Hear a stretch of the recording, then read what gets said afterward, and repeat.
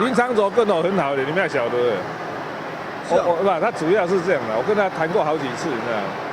他们自己整个时代力量政策摇摆不定，然后里面有各种想法，包括这个大绿小绿，到底他们要怎么做？所以我讲他公开讲那个鬼打墙，那个就是他的心声。所以在此，我声明，即刻退出时代力量，以无党籍的身份投入中正万华的立委选战。第二，基于台湾的国家利益，总统候选人支持蔡英文连任。对，他觉得整个时代力量内部的政策在鬼打墙。那会希望找林长佐加入啊？会找林长佐加入台民党？没有啦，其实我跟你讲我那个开玩笑说，我们那个叫仓促起义，什么意思呢？我们本来只是送一个在网络上登记一下，结果吧，结果内政部就把消息都放出去了。他还说他们说申请不是机密文件。坦白讲这政府的这种纪律这么烂，还有多大？我们什么都没有准备，你知道？什么党纲、党章，什么通通没有准备，现在才要开始写。所以那个到底要怎么招募？我们的支持者只有70%是重叠的。那现在的话，您要如何去争取到时代力量过去的支持者？有信心争取到？没有啦，这个就还是一样的我们也没有说刻意要去争取谁啦。我倒觉得这样民意、专业、价值，民意固然很重要，可是你还是有你的专业，有你的价值。所以常常我常说做自己就好了。所以在此，我声明，即刻退出时代力量，以无党籍的身份投入中正万华的立委选战。第二，基于台湾的国家利益，总统候选人支持蔡英文连任。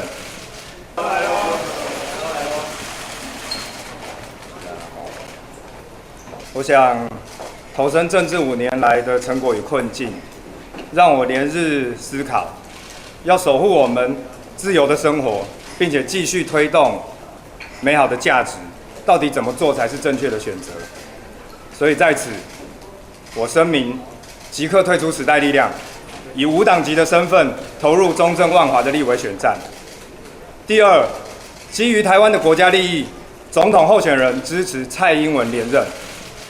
第三，将着手促成包括中正万华在内，台湾所有进步阵营的跨党派协调共议，建立一个新模式，推出每一个选区的最强候选人1对1来对抗国共逆袭，促成团结抗中。我从一个关心台湾的音乐工作者，到参与时代力量创党，进入国会，我始终期许这股心血可以促成更多细致多元的讨论，团结更多的人来支持我们的理念价值，全力推动台湾成为一个有尊严、美好、正常的国家。不过这几年，党在有一些议题跟法案的推动方式，由于政党合作的战略不明，实质上让理想与价值更难推进。因此，我在时代力量内部其实多次提出路线问题的讨论，可是至今几年来都没有办法形成共识。距离关键大选的投票日只剩下5个月，我没有办法再焦灼于党内混沌的路线问题，必须清楚地朝理想方向全力前行。面对现在艰困的情势，我将与社会各界怀抱共同理想的伙伴们，一起开创更宽广的可能性，一起带动台湾正面的力量。当然，我也期待我的离开可以带给时代力量改变的契机。此时此刻，我觉得最重要的是，让台湾在国际社会中航向正确的方向。面对中国对台湾庞大的威胁打压，台湾站在危崖边缘，只能奋力一战，退无可退。所以，基于台湾的国家利益，支持不亲中的候选人蔡英文总统连任是毫无疑问的选择。因为你是时代力量的等于是创党元老，那现在这样的结果，你现在对时代力量有什么样样的期待会过日？我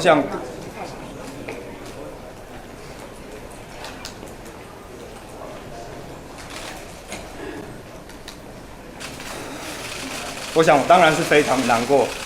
我在刚才我的这个声明里面也有说到，我也希望我的离开能够促成时代力量里面真正面对这个问题。